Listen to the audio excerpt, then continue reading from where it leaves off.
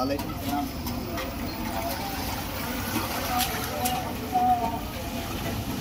আর নাই আর কয়টা দরকার ছিল? এটা লম তো, এটা লম তো ভাই, এটা লম।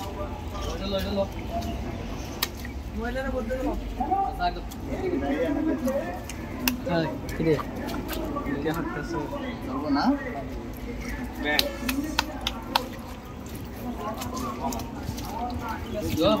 আসলে আমাদের এই গ্রামে